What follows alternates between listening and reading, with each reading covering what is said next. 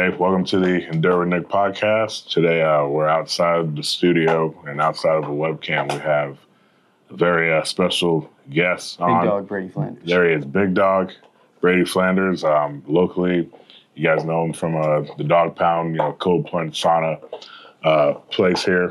Now, he has a very enduring story that I want to go over. This man walked from Key West to, where is that, San Diego? Fort Zachary Taylor Historic State Park to something State Beach Park. It's in Imperial Beach. I said San Diego, but it's technically Imperial Beach, California. So we have a map of it. If you zoom in there, if you're watching, he literally walks from Key West to California. Yeah. So, I mean, that's, when you talk about enduring hard times like that. So, I definitely want to cover that. So before that, though, intro, who are you? Where are you from?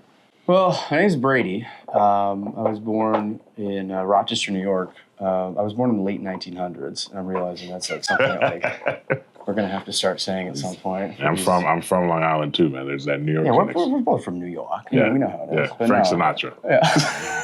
Yeah, garbage plates. But no, I'm from upstate New York. Regular upbringing, lower middle income.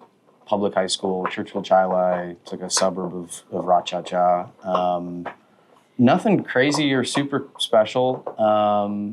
Ended up getting a job with, I don't know, have you ever heard of Cutco before, the kitchen knives? Yeah. So I started with them I literally Googled Rochester, New York sales jobs because I always wanted to get into sales and market. I love people. And I worked with them for 7 years, worked my way up the ladder or whatever. Ended up pursuing some other stuff after that. I don't know if you guys have seen the camper van yet, but I lived out of that. I did the van life thing for a year and change all over the place. I was back in New York. I've been in Nashville. I've been all over New York. I was at Fort Lauderdale. Then I decided to go crazy and walk across the country, and now my roots are in Brevard. So here we are. So what made you want to do that? What was the goal for that for you? The walk? Yeah. Well, I'm going to die one day. I don't think any of us make it out of this thing alive. So it was a mix of a passion project, something cool. I fundamentally believe that Americans should do remarkable stuff. I think it's kind of our duty. It's our obligation. And this is, I don't mean to I try not to talk about it all the time because I feel I'm kind of whatever the saying, floating my own boat or putting what, you know what I mean? Yeah. It's cool, but I don't want to make it everything about me. But I don't know. I'm very much so the type of person, or I was, that if I read a book, I go from chapter one, I'm this is cool, but there's this other book over here, and I move from thing to thing to thing to thing. I'm let me lock in for a year and a half or however long it takes and just do something difficult, long-term, and to completion. So there's a lot of different reasons, but this is, So what, how long did it take you, the total time? Well, every day was logged. So day one, Fort Zachary Taylor Historic State Park to Home Depot. That was day one. So those are the D's for the days. And then day 438, entrance to Borderfield Beach State Park gravel parking lot to finish. So 438 days, January 11th of 2024 to Easter Sunday of 2025 this year. Wow. So there was one wedding, there was one funeral, but other than that, it was pretty much straight on. So how many miles were you hitting each day? What was your daily? On average, I think my iPhone said 14 and a half or 14 and change. Because I did it also differently. The plan originally was to go from Key West and to cut the U.S. into triangle, there's cut the sandwich down the middle or do the triangles. The triangles always taste better. But I was going to go from Key West to Cape Flattery up in Washington State. Oh, so you're going to go further north. Yes, most southern, southeast part, whatever you want to call it, to the most northwestern part. But the plan was to have a driver. So it was going to be a perpetual game of leapfrog. I walk from the state park and I'll meet you at the Home Depot kind of thing, right? And we're always catching up.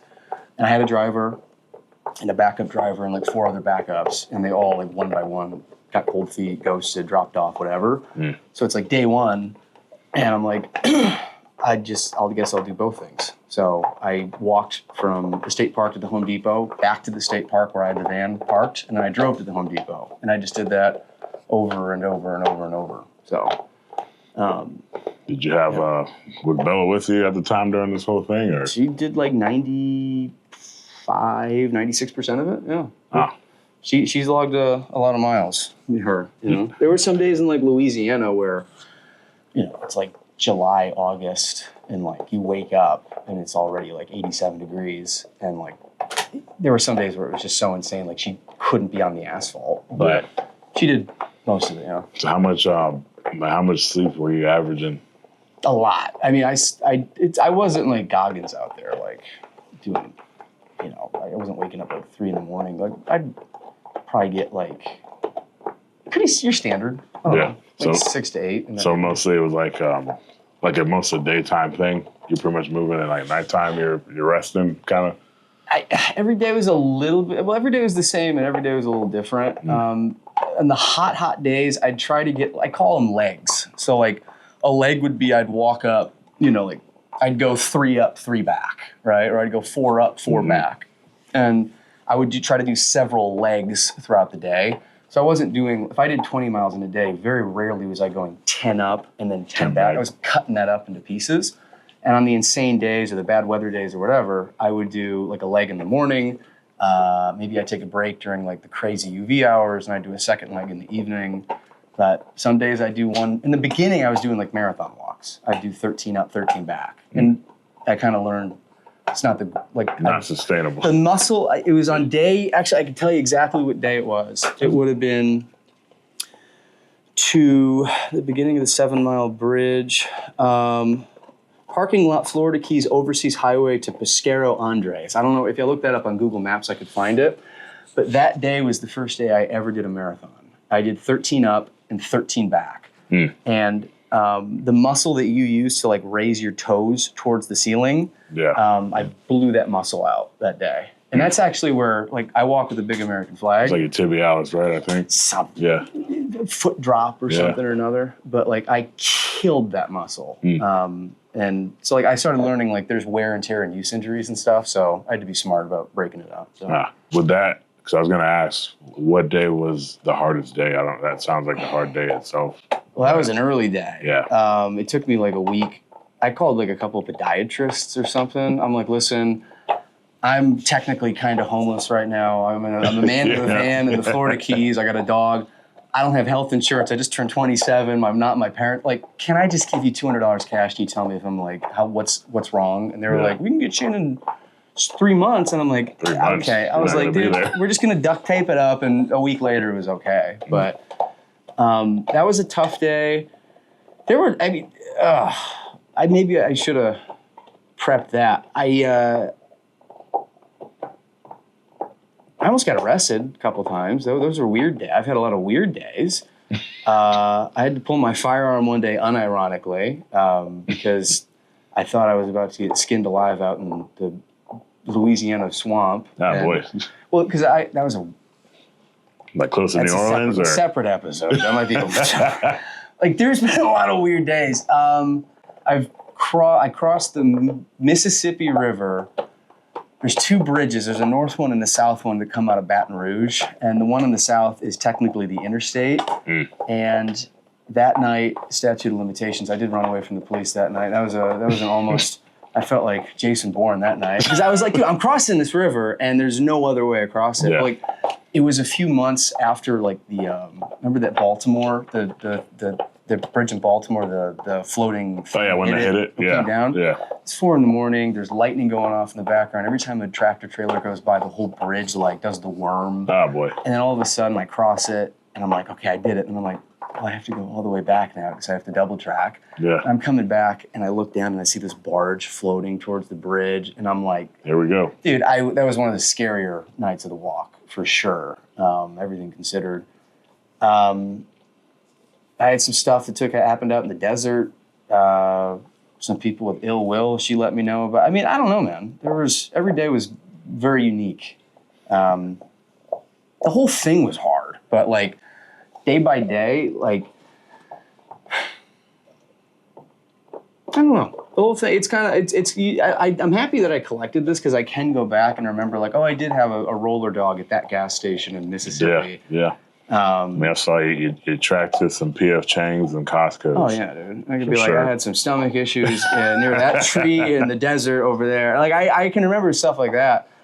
And if you flip through, I mean, some of the stuff in the back, like when you're in the desert, it's like I ended the walk at 1/4 mile past this bush, which is 1/5 of a mile down the road from this dirt road next to this tree. And I'll put tree in like quotes, but I'll remember what the quotes meant. It's like, just, I don't know. It's like each day is like a piece of the puzzle towards the eventual completion of this thing. And it's crazy, man. Every time I look at this, it just reminds me of like how insane that was. So like what was like your physical conditioning before this? Like were you a runner before? Like did you just walk or I'd always been a walker. We're talking about The Walking Dead, so it felt weird to say. No, but like, I mean, I walking like 10 miles in a day or 10 miles in a stretch wasn't like running a triathlon, like, you know, anything crazy. But I certainly wasn't conditioned. I mean, like the first like week sucked, and then you kind of just start to, your body adapts, man. You figure, well, you're a marathon guy, like, dude, you just got to figure it out. Your body's gonna catch up. Like that's one thing I learned, man. We're capable of a hell of a lot more than we think we are. Like it's really like I say with the cold plunges, it's a mind over matter thing, and it is. Like, dude, whenever we think something's tough physically, like it might be hard in the moment, it might be frustrating, but like our bodies can get through a lot of stuff, man. Yeah, that saying is, you know, your body can't go where your mind hasn't been. Man. And that's something where, and again, I don't mean to like stroke ego, but like accomplishing something like this, like it puts things in perspective for when you finish it up. Like I'm not trying to make it sound like, oh, I just completed a tour in Afghanistan or anything insane like that. But like for guys like that, they come back to the real world and like running a business isn't that scary or intimidating because they've done stuff. And again, I'm not equating my little walk to serious business, but like I come back to Brevard or I've got a challenge with X, Y, or Z. I'm like, MF, I just walked across the damn country. Like I can do this. You know what I mean? So it gives you like that quiet confidence but you kind of have to like walk the line between ego and humility. So I mean, definitely when people know you, because like you said, you're a people guy, you know, you don't, nobody would even know that you do this when they meet you. Because I mean, you're all about the business that you built from the ground up here with the cold plunge and the sauna, which is, you know, we'll probably transition here in a little bit and jump into the cold plunge or jump to the sauna first. Sure. And then, I like to microwave before I deep freeze. Yeah, so I know that's the routine you got everybody in. So we'll take a pause here real quick and then we'll jump into the sauna. We transitioned. We're in the sauna now. What temp? We don't want to mess up the mics. It's our first time doing it. We're at good experience. 114. This thing can get up to it, but infrared's different from traditional. Like the ones with like the hot rocks and like the steam and stuff, those get up to like 180, 190. Like medical grades, you can get up over past 200, which I don't even know how that works. I'm pretty sure like water boil. I don't know. That's crazy. Infrared's different though. So these big black emitters are they're shooting like infrared light, or not light, but I don't know, the freaking energy. But these are emitters. And rather than like when you have the hot steam, you're sitting in like hot air, there's stuff being penetrated directly into our muscles right now. So like in a sauna like this, you're getting warmed up from like within rather than like, if you've ever done like a hot sauna, it's like a punch in the face heat. You know what I mean? It's hard to breathe. Your necklace gets seared into your skin. Like right now, I'm at 114 degrees in here, and I'm already starting to get like I feel it. So it's a unique, it's a little different from the norm, but we shouldn't have any issues though. Cool. I know.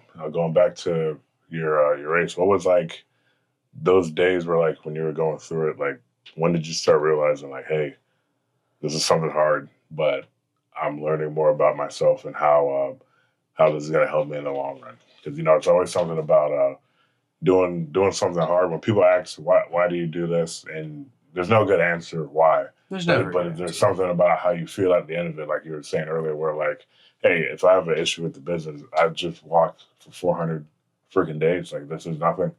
You know what I mean? I mean, there's all sorts of stuff. I mean, like the van broke down in Kinder, Louisiana. I could bring you to the exact spot. And I can take you to the guy who like helped fix my starter and everything. There was lots of weather. I mean, I don't know, man. I heard a quote once. It's like a documentary. I think it's called "Running on the Sun," and it's about that Badwater 135 out in California. And there was a guy who was running it with like one leg, and he finished it. But he said God made the desert so man could find his soul, and that's always stuck with me because I watched that when I was in, I think it was Arizona, dude. When you're out there, like, because there's something meridian in Texas where like you can see it on the map. It's green east central Texas to brown sandy central west Texas, and it turns from like green to desert. And from West Texas, that point up until just outside of like San Diego-ish, like Eastern California, it's just nothing but nothing. You know, you got a lot of time to think. Yeah. And, you know, I mean, I don't, people talk about visualization and manifestation and all this stuff, but like, I thought about finishing that walk in this place and like the people that I was going to meet and like the impact I was going to have on like the local community that I'm about to join. And like, I just had nothing but time to think about like the future and think about what's to come. But I was very intentional to like, because, you know, you finish a big, hard thing.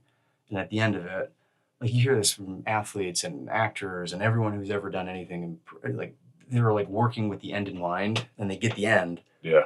And then what? Right? It's like, oh, shoot. Like as soon as I finished the walk, I immediately started working on this. So I didn't really give myself a ton of time to to reflect on it itself. I mean, I did, yeah, but not like you finish that marathon, you got a whole bunch of feel good chemicals that release in your brain. You're like, wow, I just did that. Yeah. But like, you gotta keep moving, man. You gotta work towards the next thing. You can't rest. They say don't rest on your laurels. No. Like there's no, especially there's no point in you just saying every day 10 years from now, yeah, I did this. What have you done since then? You know, those guys are like in high school, dude. Yeah. I ran for 3 touchdowns. Dude, shut up. You see somebody wearing like a high school championship state ring. Yeah. It's like, bro, you're 35 years of age. what are we? Yeah. What is this, man? Like, high school was 10 years ago. You know, it's so like what so when you got done, like, did you have ties to here? Like, what made you come here? I mean, I appreciate it. I mean, my only ties were that I'd walked through at one point. If you ever drive up and down US 1, every time your tire rotates, I walked that both ways. I'm just so you know, if you're going through US 1, it's like I've walked it. But I was living in Fort Lauderdale. I liked Brevard. It wasn't even Brevard. It was like I was looking at the map. And part of the walk was like almost like an audition. I'm like, I'm going to get a chance to walk through the entire state of Florida. And I'm going to find out where I want to open up this business. And I was in Fort Lauderdale. It was a jungle down there. It's crazy. It's just a different world. And I'm like, I want something that aligns a little bit more with my values, something that's on the Atlantic side, maybe just a touch up north. And all my boxes kind of led to Melbourne. Okay. And I'd never even heard of Palm Bay. And I was like, oh, but I looked at it. I'm like, dude. At the time, there was like 250,000 people living here.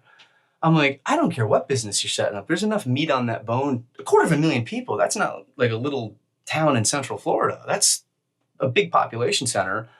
Like it's in Central Florida. It's on the Atlantic side. It's on the water.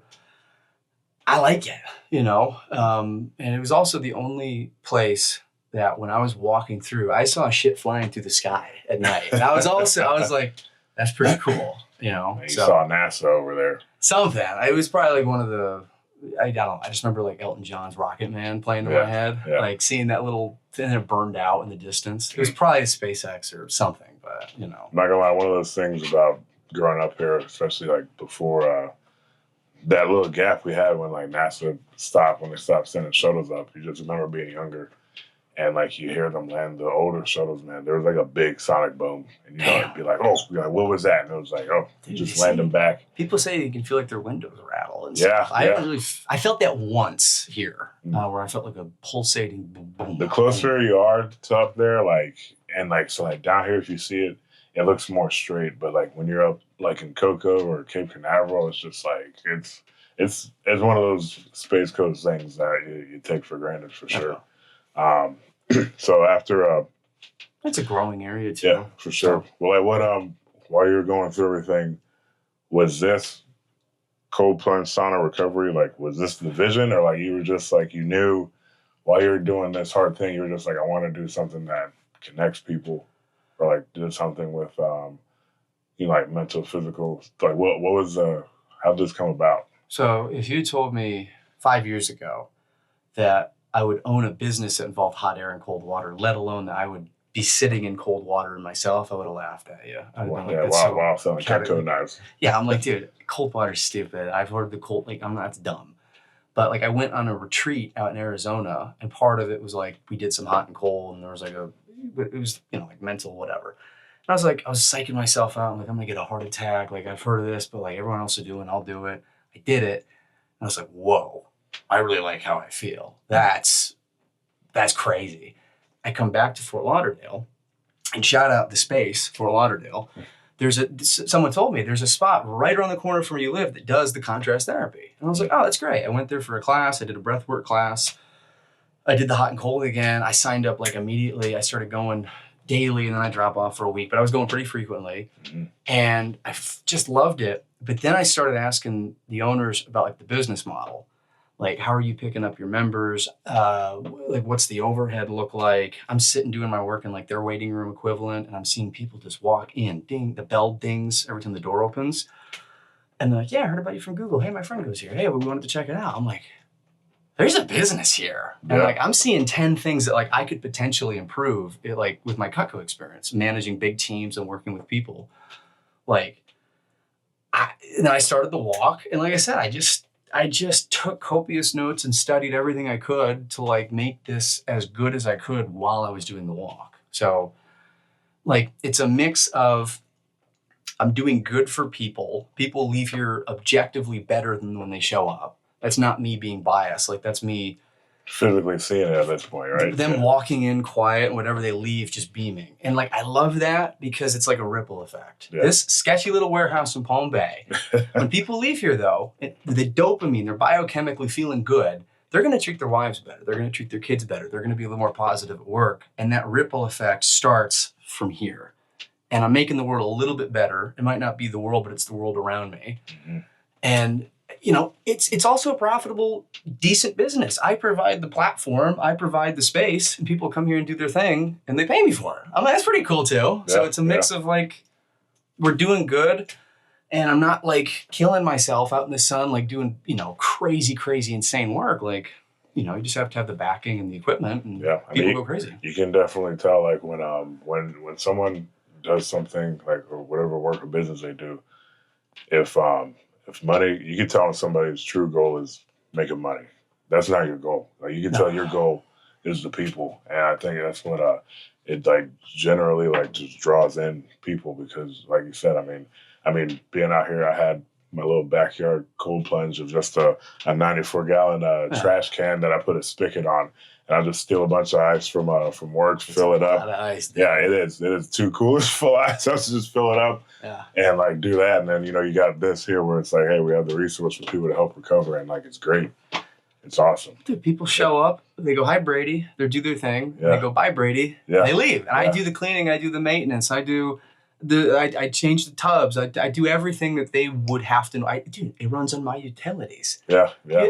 That's it, man. Like, don't get me wrong. Good vibes and positive feelings don't pay the rent. My landlord does require money. Yeah. So we do charge people money as a business, but money's it's not the primary. Mm-hmm. Now, before we hop out of the sauna and get into the cold, what are some of the benefits of heat exposure to the body? Well, right now, the body's always fighting to keep things in, from a temperature standpoint, they call it homeostasis, but like everything's got to be in the body in these perfect little boxes. If your temperature goes up too high, if your temperature goes down too low, like bad things happen. Mm-hmm. And we exist in this magic window. Right now, there's a little thing behind you that says hormesis is a biological phenomenon where exposure to low doses of a stressor or toxin elicits a beneficial adaptive response, while higher doses of the same stressor may be harmful. It's essentially a what doesn't kill you makes you stronger principle, observed across various biological systems and stressors. Keep at it, big dog. So,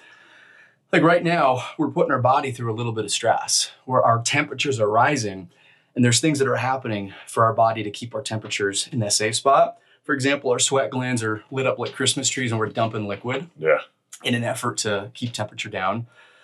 A lot of the blood in our body is at closer to the surface of our skin right now in an effort to kind of dump heat as well. And there's a billion other things, but it's called vasodilation and vasoconstriction. All of our blood vessels right now are dilated. So again, our body's doing what it can to keep us safe, but we're also dumping. I mean, I don't know if you can tell from the camera, dude. You're leaking. I'm leaking. Yeah, I'm like a garden hose. I'm slowly going. I don't know if the shirt's just kind of keeping it in, but like I'm slowly, I can see You're it. marinating. Though. I'm just, But, dude, I call this though changing my oil. I come in here, I dump a couple of Coke 2-liter bottles worth of sweat, it feels like, of everything I might have drank at Meg O'Malley's last night and everything I might have eaten the day. Like, I'm dumping good stuff, bad stuff, but I'm changing out old liquid, and then I go put a couple gallons of, I kind of feel like I've put new gas in the car, new oil in the car. So this is part of the puzzle. We're going from the hot, and the next one will be the cold, which we'll see. Well, that'll be interesting in and of itself. Yeah, so I guess we'll go ahead and stop here, and then we'll hop into the plunge. So Nick, we've done this before. This isn't rocket science, right? I turned them off so the sound isn't going crazy with the mics and everything, but we're going to get in. That. We're going to try to catch our breath. It's going to immediately suck all the air out of our lungs. We're going to be fighting our fight or flight, and we're going to try to ask and answer questions. Yeah, behind Old Glory, which went from Key West to San Diego. It's pretty gnarly. So, you ready? Yes, sir. Let's go. Ooh, mama. Ooh. How you feeling, big dog? A little cold. A little nippy? It's always it's a reminder when you haven't been in here a while. All right, well, let's get to the questions, man. So all right, we're doing the cold plunge now. So what are the benefits of the cold for your body? Let people know. So while we were just in the sauna, all the blood was moving to the surface of our skin. Our sweat glands were going crazy. Right now, it's the exact opposite. All of our blood vessels are constricted. They call it vasoconstriction. A lot of the blood, I'm sure you probably feel stinging in your hands and feet. A little bit. The blood in our body is moving from our extremities to our core, our hearts, our brain. So right now our body thinks we're dying, thinks we're freezing to death. It's like, dude, get the hell out. What are you doing? It feels worse when you say your body thinks you're dying. Thanks. Well, it does. Your body's like, what are you doing? I had the temperature thing set. Now you're sitting at 40 degrees. So, but it does a lot of things. But specifically the magic trick with this, I'm not if you rub crystals on your body, it's going to fix your chakras. And I'm not that woo-woo type. But when shivering starts, it's about as close to a magic trick as you can get from a health standpoint.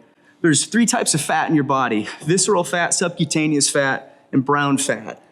Visceral fat is what kills you. It goes around your organs. It's, you don't see super obese old people for a reason. They die. Yeah. Subcutaneous fat is just jelly rolls and love handles. It's aesthetics. But brown fat is a special job, and its only job is to burn calories to produce heat. So when your body starts shivering, it's a sign that you do this for the shivers, is all I'll say. Yeah. You can look into all the benefits, man. It's good for sleep, circulation, immune support, but you want to shiver. That's the goal. So normally, I hear mixed reviews where it sounds like it's more beneficial to do the hot and cold exposure before a workout.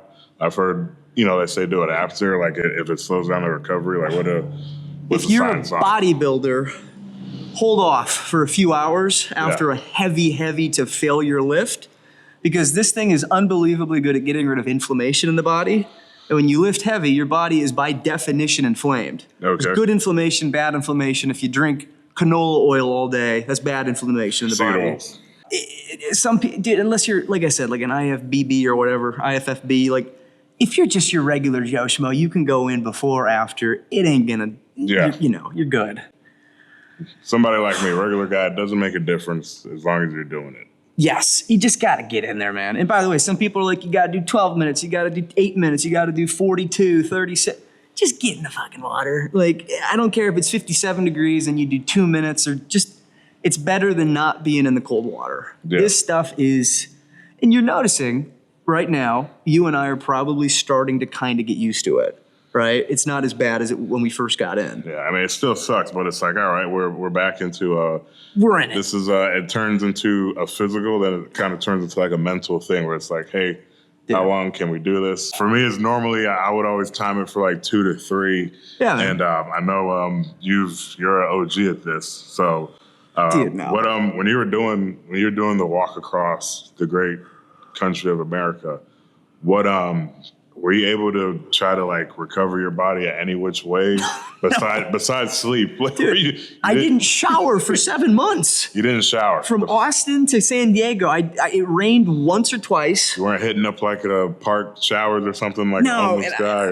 It wasn't from a lack of availability. It was just kind of like I've gone a month, or I've gone a couple weeks.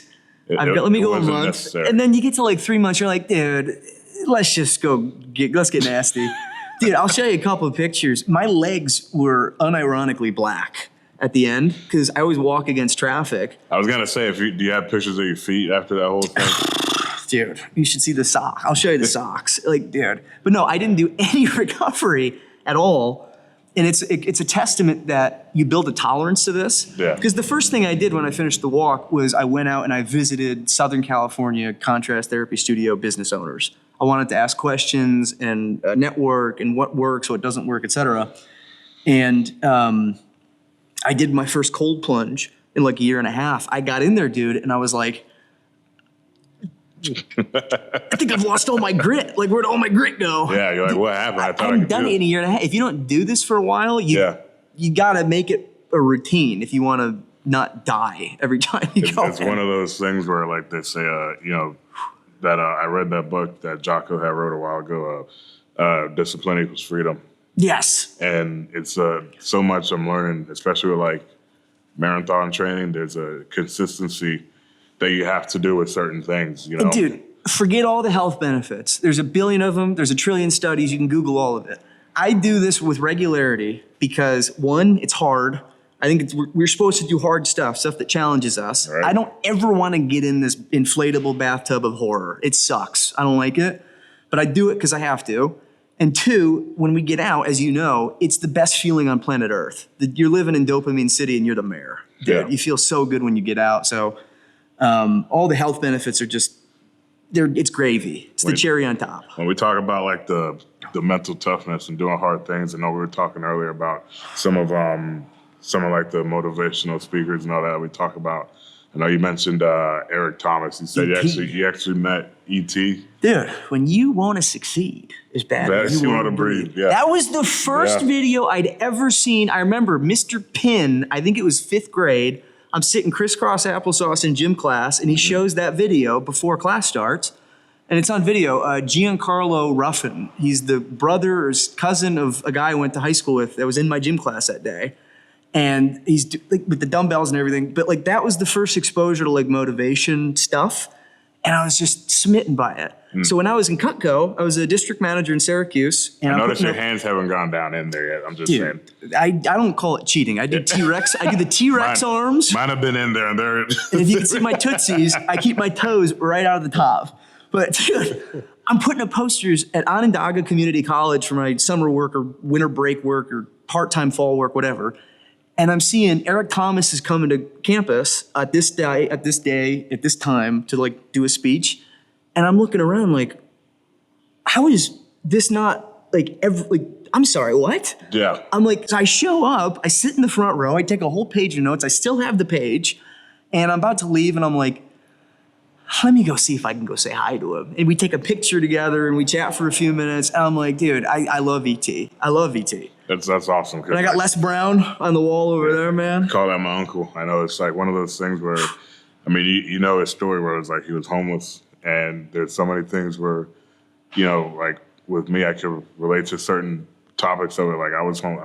I mean, Ryan's known me for a while. He saw when I was homeless for a couple months. And then just, finally getting that chance to get back on my feet and wanting to, like, do the right thing, stop being a bum, smoking weed, being a pothead, and wanting to help people. And, I try to tell people, everybody has a different bottom of what they go through. And not everybody needs to hit a rock bottom to be successful, but sometimes we need that kick in our ass to kind of like, sure, man.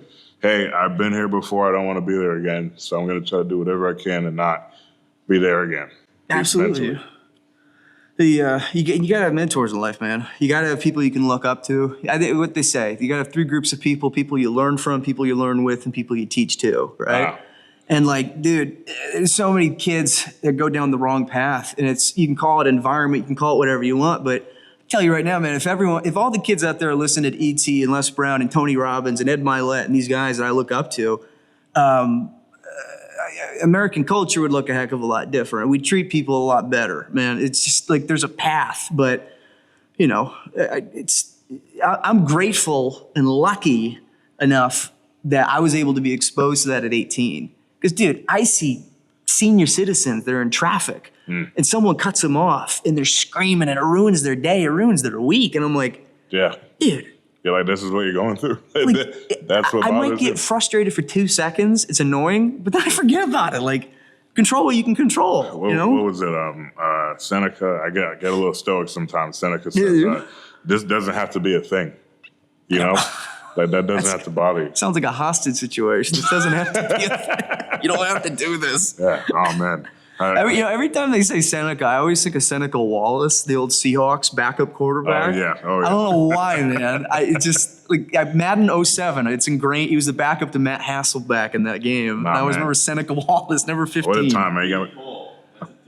It really is.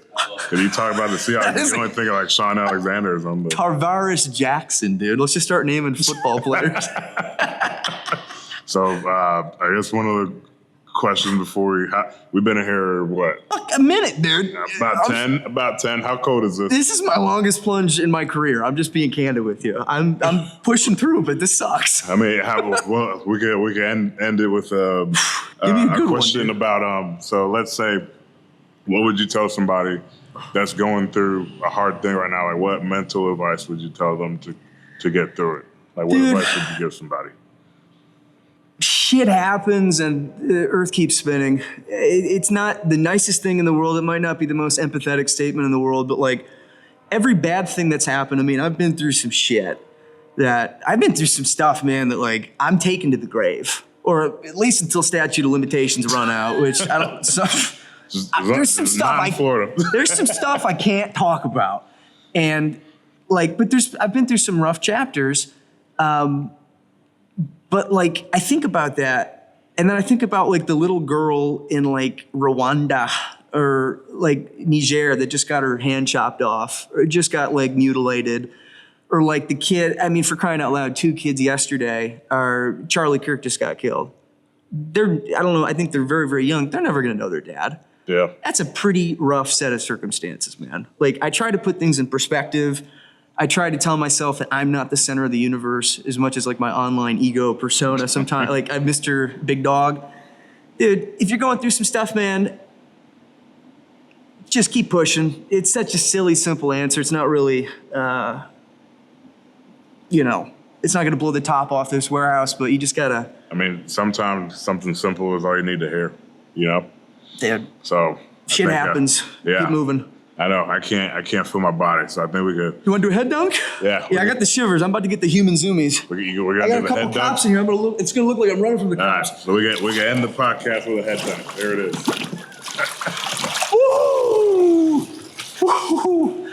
Ric Flair. Woo!